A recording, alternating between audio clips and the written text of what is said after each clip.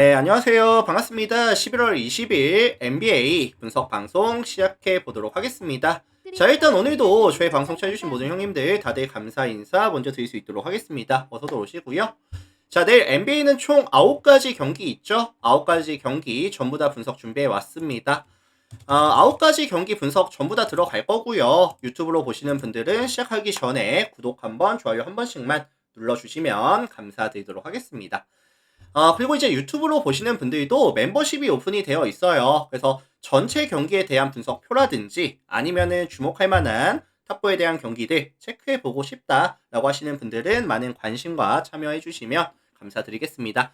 최근의 흐름은 커뮤니티 들어가시면 나와 있기 때문에 참고하시면 될 것 같고요. 9가지 경기 한번 빠르게 핵심만 열심히 분석해보도록 할게요. 자기 분석이랑 저의 분석과 한번 맞춰보시면 좋을 것 같아요.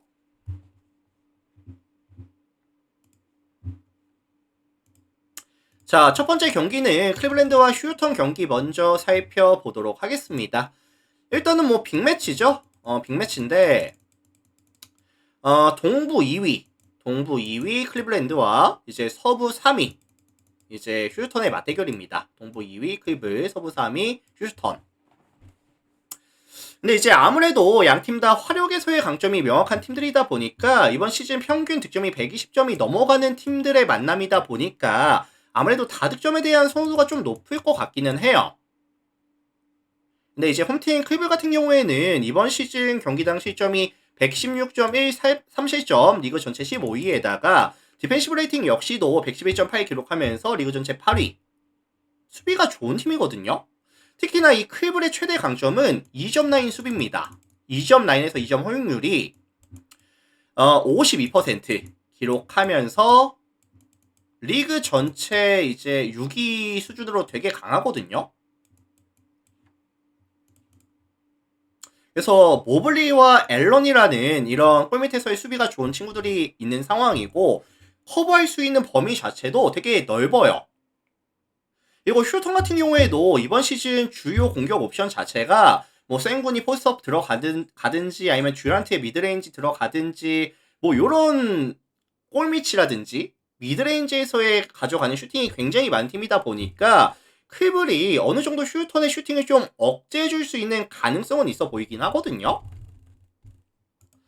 자, 반면에 원정팀 휴턴 같은 경우에는 좀 아쉬운 게 좀 핸들러가 빠져있죠? 벤브릿이 빠져있는 구간이고 그리고 원정에서는 실책 비율이 좀 올라갑니다. 그리고 이제 클블의 좀 타이트한 수비에 보존할 가능성도 있어 보이고 클블이 조금 더 많은 포지션을 가져갈 것 같기는 한데 다만 지금 클블 같은 경우에도 좀 아쉬운 게 뭐냐면은 외곽에서 많은 3점을 시도하는데 성공률 자체가 많이 떨어집니다. 최근에. 그래서 최근 5경기에서 45.6개의 3점을 시도하지만 32.02%까지 좀 성공률이 많이 떨어지는 구간이다.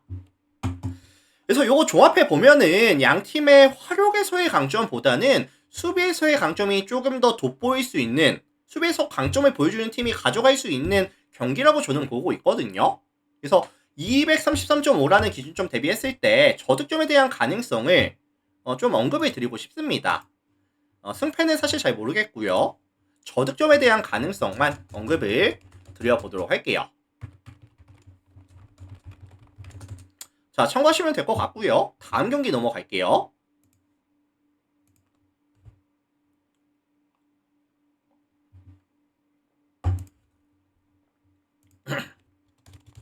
자, 인디애나랑 샬럿 경기 보겠습니다. 인디애나, 샬럿. 자, 홈팀 인디애나가 지금 연패가 되게 길어지죠? 8연패까지 연패가 길어지는 상황인데 그래도 뭐 긍정적인 이슈라고 한다면은 메서린이 돌아왔습니다. 메서린이 돌아왔고 시아캄까지 하는 이런 원투 펀치는 지금 구성이 되기는 하거든요. 그리고 샬럿 원정팀 샬럿 같은 경우에도 이번 시즌 사실 홈과 원정에서의 이 수비 코트에서의 집중력 차이가 꽤나 많이 납니다. 이번 시즌 샬럿은 원정에서 게임을 가져갔을 때 총 7번의 경기를 가져가면서 몇 승 몇 패죠? 1승 6패. 홈에서의 평균 실점이 113.6실점인데 원정에서 가져가는 평균 실점은 125.9실점씩을 가져가고 있거든요. 특히나 이 샬롯은 좋은 디펜스를 많이 가져가고 있고 3점 허용률은 41.2%.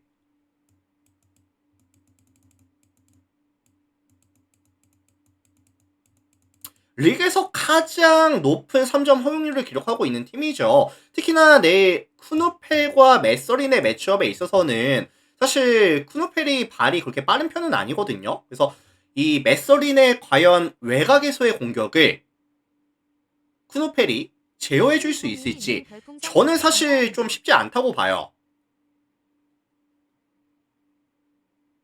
자, 반면에 원정팀 샬럿 같은 경우에도 일단은 뭐 라멜로 볼리 핸들링 가져가면서 이런 스팟업 자원들의 효율을 끌어올려줘야 되는 뭐 쿠누페이라든지 제임스라든지 브리지스라든지 이런 친구들의 효율을 끌어올려줘야 되는 게임이 될 가능성이 높은데 결국에 이거 슈터 싸움이거든요. 그래서 저는 이게 사실 뭐 인디애나가 턴오버 거의 없이 안정감 있게 포지션이 마무리가 되는데 높은 확률로 좀 마무리가 될 가능성이 높아 보이고 결국에 약간 접전 다득점에 대한 가능성에 대해서 오픈을 좀 해놓고 싶거든요. 그래서 내 어느 팀이 스팟업 자원들에 대한 효율이 더 잘 나올지는 까봐야 알겠지만 인디애나가 홈에서 가져가는 경기다 보니까 생각보다 3점이 잘 터질 가능성에 대해서는 오픈해 두고 싶다. 요런 느낌으로 좀 봐주시면 될 것 같습니다. 자, 그래서 이거 종합해 보면은 인디애나의 1점 프렌이라든지 아니면은 236.5 기준 했을 때 오바에 대한 가능성을 저는 좀 언급을 드려볼게요. 그래서 생각보다 양 팀의 이 화력전으로 흘러갈 가능성을 좀 열어두겠습니다. 인디 프렌, 다득점에 대한 가능성까지 언급 드려볼게요.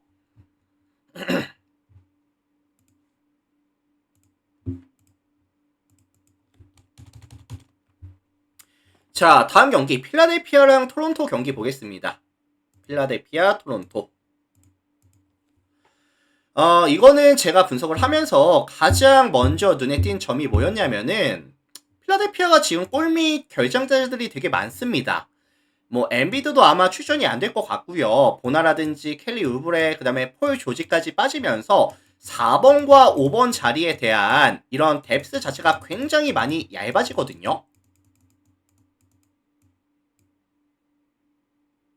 원정팀 토론토 같은 경우에는 이번 시즌 주요 전술이 뭐죠?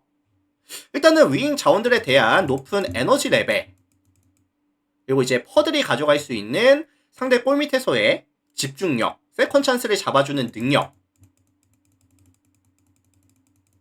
그래서 이번 시즌 토론토는 팀 색깔이 명확하게 골 밑에서 가져가는 득점이 정말 많습니다. 페인트존에서 가져가는 평균 득점이 54.9득점.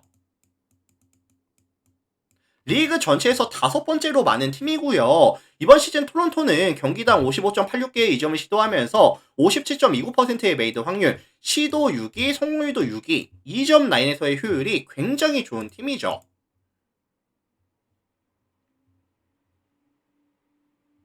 그리고 최근 5경기에서는 2점 라인 야투 시도도 더 많아지고 있고 성공률도 더 올라가는 모습을 보여주고 있다는 점도 필라델피아 입장에서는 좀 부담이 될 것 같긴 하거든요.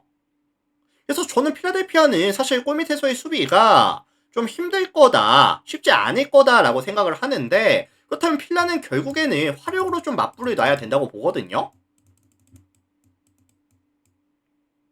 일단 필라델피아가 가져갈 수 있는 강점이 맥시라는 확실한 에이스가 존재를 하고 맥시가 가져가는 뭐 아이솔레이션이라든지 아니면은 뭐 드라이브 들어가면서 뭐 리머텍이라든지 골밑에서의 득점이라든지 이런 스팟업 자원들을 살려주는 득점이라든지 득점에 대한 지원은 될 거예요. 근데 이제 문제가 뭐냐면은 사실 토론토의 이 2대2 게임은 효율이 굉장히 좋은데 이 맥시와 드러먼드가 가져가는 2대2 게임은 사실 효율 자체가 많이 떨어지거든요. 전 드러먼드를 신뢰하지는 않습니다. 사실 뭐 롤플레이어에 있어서 기대값이 좀 많이 떨어진다고 봐요.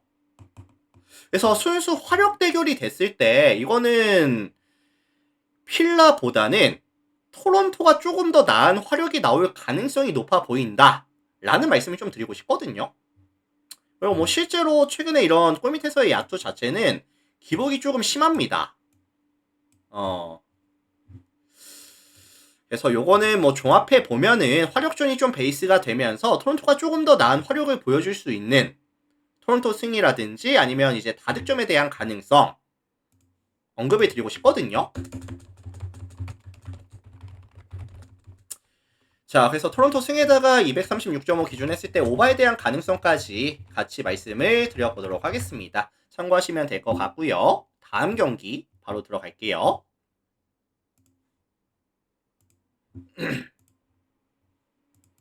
자, 마이애미랑 골스 경기 보겠습니다.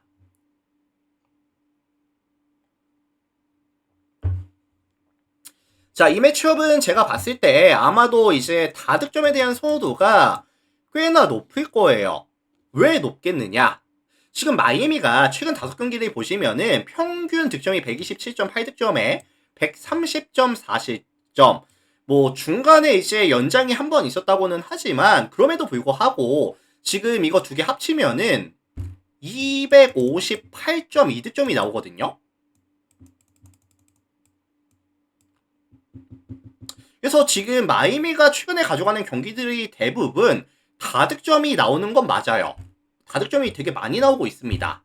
내일도 아마 마이애미 같은 경우에는 세트 오펜스를 가져가지 않을 것 같고요. 아마 좀 빠르게 트랜지션, 빠르게 이제 상대 코트 넘어가면서 시간 최대한 안 쓰면서 빠르게 마무리하는, 상대 수비가 정돈이 되기 전에 빠르게 마무리해주는 이런 공격을 가져갈 것 같은데, 사실 이런 좀 마이애미 감독이 지금 스포일스트라 감독이 이제 지휘봉을 잡고 있는 상황인데, 생각보다 뭐 라르손이라든지 위긴스, 폰테키오, 핫케즈 로테이션을 되게 잘 돌려주고 있고요. 출전 시간에 대한 관리도 되게 잘해주고 있고 슛감에 대한 이런 흐름도 되게 유지가 잘 되고 있거든요. 그래서 아마도 내일도 마이애미는 이런 윙 자원들을 기반으로 가져가면서 빠른 템포에 높은 성공률을 기반으로 가져가는 공격을 아마 많이 가져갈 겁니다. 근데 이제 골스 같은 경우에는 사실 뺏는 수비가 나쁜 팀은 아니거든요. 조금 이제 수비에서의 에너지 레벨을 많이 높여서 가져가는 팀인데, 다만 좀 컨테스트 능력 자체는 좀 떨어져요. 그러다 보니까 아무래도 수비가 정돈이 되기 전에, 골스의 수비가 복귀가 되기 전에 마이애미는 좀 마무리가 되는 이런 포지션이 조금 많을 것 같기는 합니다. 자, 반면에 원정팀 골스 같은 경우에는 백투백이죠? 백투백인데 원정입니다. 백투백인데 마이애미 원정을 가져가는 상황이고, 골스는 이번 시즌 주요 공격 옵션들이 일단은 에너지를 많이 써야 되는 옵션들이 많아요. 뭐 스크린 계속 타면서 오프볼 움직임 가져가주면서 약간 움직임 많이 가져가주고 이제 공간을 창출해서 슛을 많이 가져가는데, 사실 저는 그런 생각이 듭니다. 주전 자원들이 과연 에너지가 나올 수 있을지, 뭐 커리라든지 버틀러라든지 뭐 드레이먼드 그린이라든지 핵심 컨트롤 타워들이 나이가 너무 많아요. 이제 연배가 너무 많다 보니까 커리는 사실 내일 안 나올 수도 있거든요. 그래서 요거는 사실 마이애미의 에너지 레벨과 이제 득점력을 골스가 좀 따라가기에는 약간 버거운 느낌의 경기 정도? 그래서 요거는 사실 마이애미 승이라든지 아니면은 뭐 일방적인 경기 가능성까지 그렇게만 언급을 드려볼게요.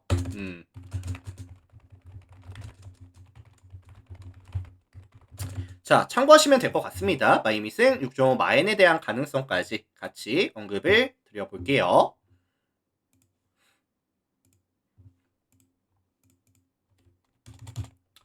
자, 다음 경기 미네소타랑 워싱턴 경기 보겠습니다. 미네소타, 워싱턴. 자, 요거는 이제 사실 체급 차이가 좀 많이 나죠. 지금 미네소타가 9승 5패, 워싱턴이 1승 12패를 기록하면서 승률 차이가 꽤나 유의미하게 많이 나는 팀들입니다. 이거 워싱턴은 사실상 직전 브루클린을 만나서 경기 지고 왔죠. 23점 차. 지고 온 상황이고 지금 11연패거든요.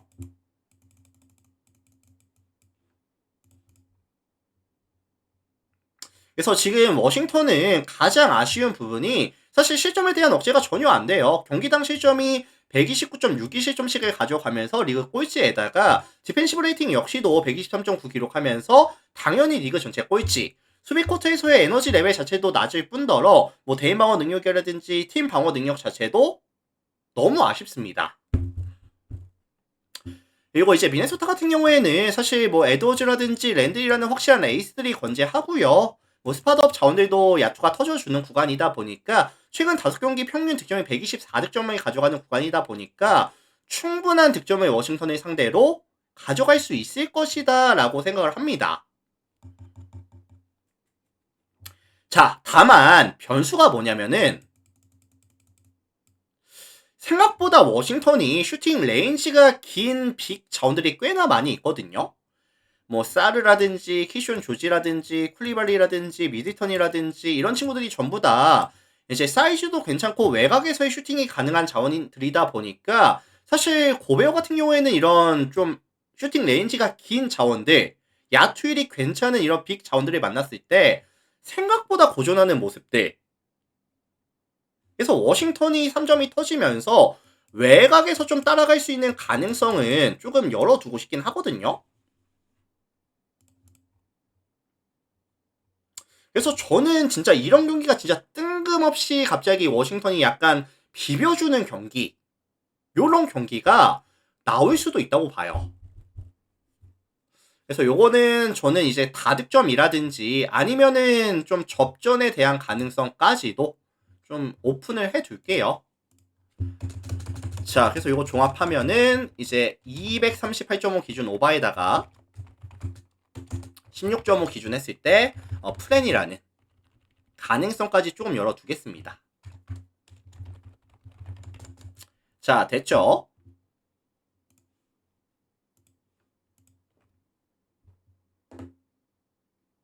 다음 경기 보도록 하겠습니다. 뉴올리언즈랑 덴버 경기 볼게요. 이 매치업도 사실 양 팀의 체급 차이가 조금 느껴집니다. 체급 차이가 분명히 느껴지는 상황이고 이번 시즌 뉴올리언즈 같은 경우에는 시즌이 되게 어려운 상황인데 뭐 머레이라든지 풀이라든지 뭐 윌리엄슨이라든지 핵심 코어들, 스코어들이 많이 빠지다 보니까 득점에 대한 지원이 전혀 안 되는 경기를 많이 가져갔거든요. 그래서 경기당 득점이 108.29 득점, 리그 전체 꼴찌에다가 오펜시브 레이팅 역시도 109 기록하면서 리그 전체 26위 수준. 일단은 윙 자원들이 높은 에너지 레벨이 동반이 되면서 트랜지션 상황에서 조금 노려봐줘야 될 것 같은데 사실 이런 부분도 잘 안 되고 있어요. 뭐 전체적인 이런 뭐 야투율 자체도 많이 떨어지고 있는 구간이고 뭐 확실한 오픈 찬스 자체도 만들어내지 못하고 있습니다. 그리고 지금 뉴올리언즈가 이제 윌리엄슨이 출전이 될지 안 될지는 모르겠는데 지금 8게임 연속으로 결장을 하고 있는 상황이었거든요. 그래서 사실 윌리엄슨이 돌아올지 말지 돌아온다라고 한다면은 효율은 나와줄 수 있을지 출전한다고 하더라도 출전 시간에 대한 관리는 분명히 들어갈 거고 이런 부분들을 감안해 봤을 때 이 득점에 대한 반등 가능성을 봐주기는 조금 어려울 것 같다. 자, 반면에 원정팀 덴버 같은 경우에는 이번 시즌 그 요키치가 진짜 넘사로 되게 좋거든요. 요키치가 스탯을 간단히 말씀드려 볼게요. 경기당 29.2득점을 가져가면서 13.4개의 리바, 그 다음에 11.1개의 어시, 평균 트리플 더블을 가져가고 있는 상황이고 야투율이 64.8%거든요. 근데 이거를 뉴올리언즈가 막을 수 있을까요? 아마 좀 타이트하게 붙어주기는 할 텐데 덴버는 그거 다 이제 공 빼주면서 뭐 커딩 들어가든지 외곽에서의 기회를 충분히 만들 수 있는 팀이라고 봐요, 저는. 그래서 이거 종합해 보면은 덴버의 승이라든지 아니면 13.5라는 기준점 대비했을 때 저는 일단 마행까지도 가능하다고 보거든요. 뭐 5번의 포지션 이상은 날 가능성이 높다고 봅니다. 그리고 뭐 템포는 빠르지 않다 보니까 약간 저득점에 대한 가능성까지 같이 말씀을 드려보도록 할게요. 덴버 승에다가 13.5 마헨, 그 다음에 233.5 언더에 대한 가능성까지. 자, 참고하시면 될 것 같습니다.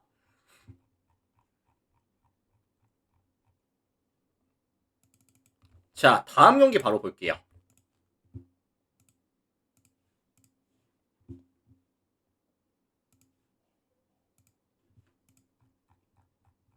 오클라호마랑 세크라멘토 경기 보도록 하겠습니다.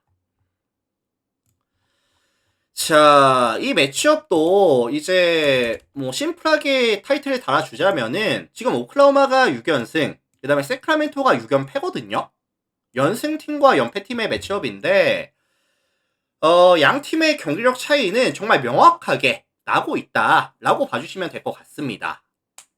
특히나 지금 세크라멘토는 누가 빠지냐면은 키건 머레이 빠지고 사보니스가 빠지다 보니까 이 4번과 5번 포지션에 대해서 밸류 자체가 너무나도 많이 떨어지는 상황이 만들어질 것 같거든요.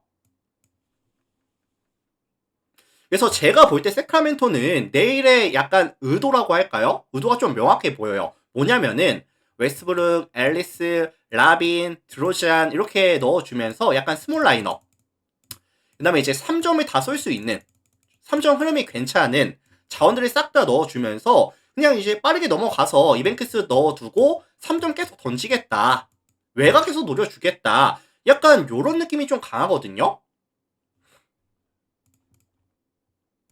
그리고 실제로 뭐 오클라호마 같은 경우에도 3점 라인에서의 수비가 생각보다 이제 오픈 찬스도 많이 주고 있고 허용률도 꽤나 높다 보니까 이게 전술이 약간 먹힐 수도 있다고 보기는 해요. 근데 이제 문제는 뭐죠? 수비죠. 결국에 세크라멘토가 이렇게 라인업을 짰을 때는 수비는 사실 답이 없고요. 이 홈그랜과 드로잔의 매치업 계속해서 미스매치 나오는 거죠. 그래서 아마 실점에 대한 억제는 전혀 안 될 가능성이 좀 높아 보입니다. 그래서 요거는 이제 오클이 유리하게 풀어갈 수 있는 경기는 맞다고 봐요. 근데 이제 18.5라는 기준점 자체가 최소한 7번의 포지션 차이가 나야 되는데 좀 너무 부담이 되긴 하거든요, 사실. 그리고 사실 세크라멘토가 말도 안 되게 3점이 터질 수 있는 가능성은 조금 열어두고 싶기는 해서 종합해 보면은 233.5 기준 했을 때 오버에 대한 가능성만 말씀을 드려보도록 하겠습니다. 승리는 오클이 가져가겠죠. 다득점 가능성만 언급을 드려보도록 할게요. 참고하시고요.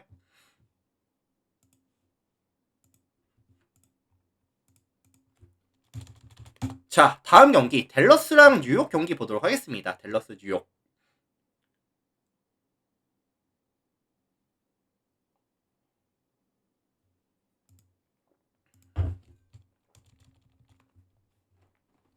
자, 요것도 이제 뉴욕에 대한 선호도가 조금 높을 것으로 예상이 되는 매치업인데 사실 화력에서의 차이는 명확하다고 봐요. 이번 시즌 댈러스 같은 경우에는 주요 공격 옵션이 뭐냐면은 뭐 쿠퍼 플래그라든지 워싱턴 활용하면서 뭐 쿼딘 들어가든지 아니면 뭐 리머텍 들어가든지 가져가면서 이제 뭐 페인트 존에서의 득점이라든지 아니면 꽤나 많은 자유투를 또 얻어낸다든지 이런 부분에서의 강점이 있는 팀이거든요. 근데 생각보다 뉴욕이 골밑 수비가 괜찮습니다. 로빈슨이 중심을 잡아주고 있고요. 뭐 커버 범위도 굉장히 넓고 위치 선점이라든지 세컨 찬스에 대한 억제라든지 골밑에서의 수비가 워낙에 좋다 보니까 댈러스의 공격은 조금 많이 억제가 될 수 있는 가능성, 득점에 대한 가능성을 기준 값을 높게 잡아주긴 좀 어렵다고 보거든요.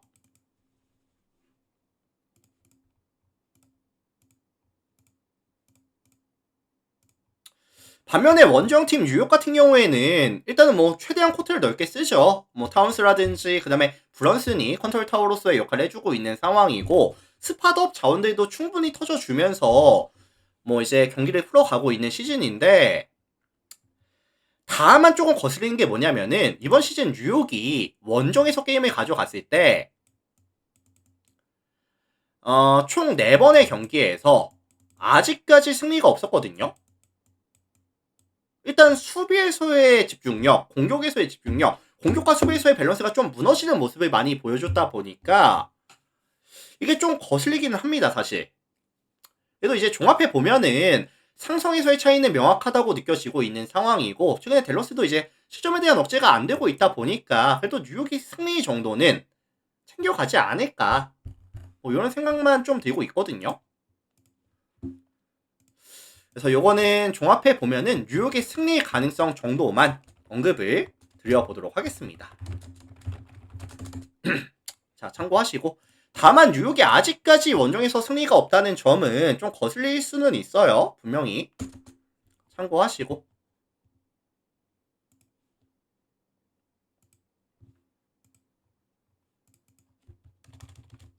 자, 다음 경기 포틀랜드랑 시카고 경기 살펴 보도록 하겠습니다. 포트 시카고. 자, 홈팀 포틀랜드가 내일 백투백 일정을 가져갑니다. 백투백 일정을 가져가는 상황이고, 오늘 사실 주전 자원들에 대한 출전 시간 관리를 그래도 이제 30분 안쪽으로 해주기는 했거든요. 백투백이다 보니까 출전 시간에 대한 관리를 해주기는 했는데, 근데 지금 이 포틀랜드는 가장 아쉬운 점이 실점에 대한 억제가 안 되고 있습니다. 시즌 평균 실점이 122.5실점씩을 가져가고 있고, 최근 5경기에서는 127.4실점씩을 가져가고 있고, 이번 시즌 포틀랜드는 이제 조금 타이트하게 수비를 잡아주면서 뺏는 수비를 좀 많이 가져가는데, 이게 상대 실책을 유발하지 못했을 때 오픈 찬스를 많이 주고 있고, 그게 이제 빠르게 커버가 사실 잘 안 되고 있거든요. 근데 생각보다 시카고는 이 핸들링이 나쁘지 않아요. 핸들링이 정말 좋은 팀이고, 뭐 최근에 야투도 잘 터져주고 있습니다. 그러다 보니까 사실 포틀랜드가 시카고를 만나서도 실점에 대한 억제는 사실 잘 안 될 것 같아요. 게다가 내일 코비 화이트라는 이런 에이스까지 복귀를 하는 경기다 보니까 시카고의 화력에 대한 지원은 충분히 잘 될 수 있을 것이다. 다만 이 시카고 같은 경우에도 실점률이 높은 건 사실이거든요. 근데 이 시카고는 문제가 뭐냐면은 사실 뭐 위치 선점이라든지 그 다음에 이제 컨택 위주로 수비를 가져가고 있는 상황인데, 이 포틀랜드가 지금 순수하게 외곽에서의 야투가 잘 안 터집니다. 뭐 상대의 수비가 좋고 나쁘고를 떠나서 순수하게 3점 야투가 잘 안 터지고 있는 구간이다 보니까, 시즌이다 보니까 제갈량님 추천 감사합니다. 그냥 양 팀이 보여줄 수 있는 순수 화력에서의 차이로 경기가 갈릴 수 있는 가능성, 게다가 포틀랜드가 백투백이다 보니까 후반부 들어가서는 체력적인 이슈도 존재할 수 있다고 보거든요. 그래서 순수 야투 기대값 자체가 포트에 대비했을 때 시카고가 조금 더 높은 경기가 되지 않을까 라는 말씀을 좀 드려볼 수 있도록 하겠습니다. 그래서 요거는 뭐 시카고 승이라든지 아니면은 뭐 마헨이라든지 아니면은 저득점에 대한 가능성까지 같이 좀 언급을 드리고 싶거든요. 그래서 요거 시카고 승, 그 다음에 3.5 마헨, 그 다음에 243.5 언더에 대한 가능성까지 이렇게 좀 말씀을 드려볼게요. 참고들 해주시면 될 것 같고요. 자, 일단 오늘 제가 준비해온 총 9가지 경기 멘트는 전부 다 진행을 해봤습니다. 일단은 유튜브 형님들 저의 분석 멘트가 뭐 도움이 됐다든지 아니면 뭐 잘 들었습니다 라고 하시는 분들은 나가시기 전에 구독 한번, 좋아요 한 번만 눌러주시면 감사드리도록 하고요. 그 다음에 이제 유튜브도 멤버십이 오픈이 되어 있다 보니까 전체 경기에 대한 분석표, 주목할 탑4 경기들 체크하고 싶으신 분들은 또 많은 관심, 또 참여, 가입까지 해주시면 감사드리도록 하겠습니다. 자, 유튜브 형님들 먼저 인사드릴게요. 오늘도 많이들 봐주셔서 감사합니다.